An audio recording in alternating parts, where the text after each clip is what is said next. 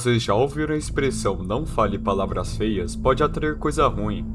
E a frase "olhe pro abismo e ele vai olhar de volta para você". Apesar de não terem sido criados pensando no conceito de tulpa, ambos podem se encaixar por meio de uma interpretação. Afinal, tulpas são nada mais nada menos que os seus demônios internos, criaturas criadas a partir da sua mente. Se você fala muito, por exemplo, desgraça, literalmente nada está sendo atraído. Porém, a ideia de que algo está sendo atraído pode gerar um tulpa. Se você encara o abismo esperando ver algo, essa expectativa pode ser atendida. Um tulpa sozinho, criado da mente de uma pessoa apenas, não pode fazer muita coisa. No máximo, um terror psicológico. Porém, um tulpa criado a partir de coleção de pessoas que acreditam nele, esse sim, seria poderosíssimo. Por exemplo, pensem na Grande Divindade, uma religião seguida por mais de 30% do mundo inteiro. Pensem na possibilidade de que essa grande divindade não exista. Porém, a ideia de que ela existe é tão forte e potente que a própria acaba surgindo.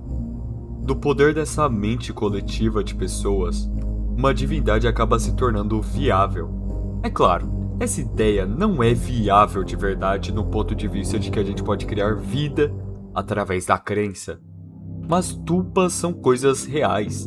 Realmente tem um efeito chamado tulpa, onde a pessoa começa a criar vida na mente dela. Isso também pode ser incluso no efeito placebo, onde um homem comeu barras de açúcar e sofreu uma overdose, só pelo fato de achar que eram produtos ilícitos. Enfim, agora irei listar alguns casos. Eu vou listar 2 casos reais e alguns casos de ficção, só para ficar um pouco mais imersivo. Eu vou deixar bem explícito o que é real ou ficção, mas acho que só de saber das histórias vocês vão conseguir diferenciar bem. Enfim, vamos começar.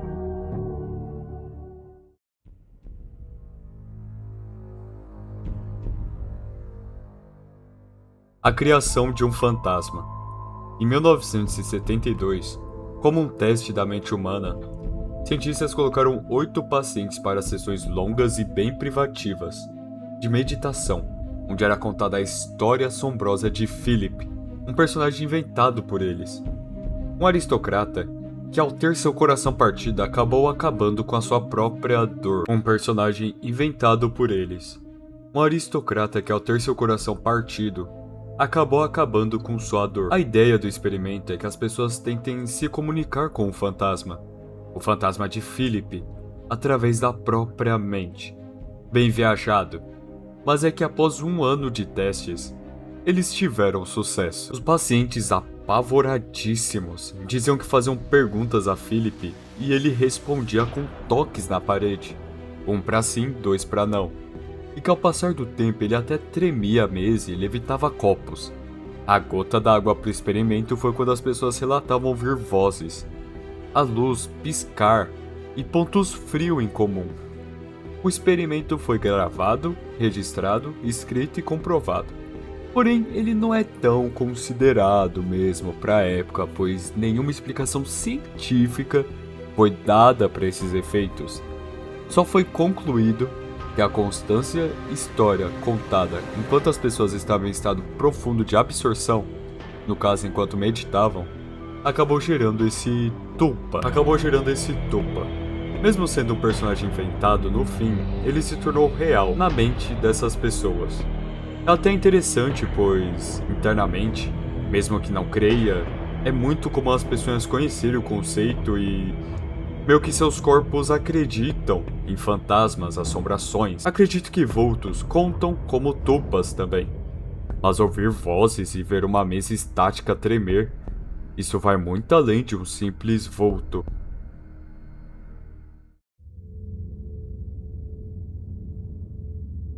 Charles Bonnet. Esse é um dos casos mais bizarros de uma condição mental que só é possível para pessoas que começam a perder a visão. Basicamente no meio entre estar cego e estar vendo. Um homem, Charles, começou a ver coisas que não existiam.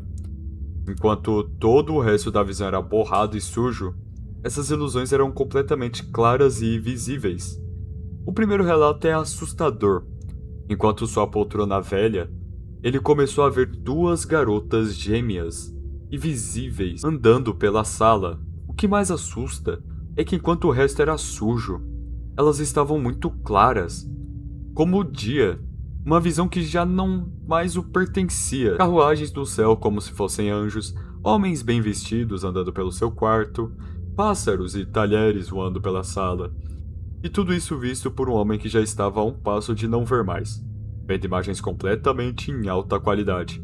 É simplesmente bizarro, mas a explicação encontrada até que faz lógica. Basicamente, quando o olho está vendo algo, ele manda sinais para o cérebro entender aquele algo. Mas os olhos de Charlie já não enviavam mais sinais.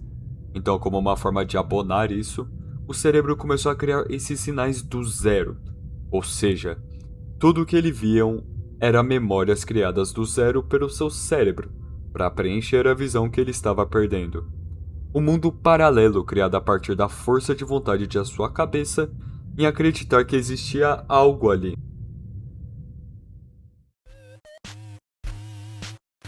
Vocês já se perguntaram por que as imagens e pinturas de Siren Head representam uma sirene, sendo que não existiam sirenes na época que essas pinturas foram registradas? Isso se deve ao simples fato de Siren Head ser um tulpa, basicamente uma criatura feita da imaginação das pessoas. Então sua forma muda o tempo inteiro.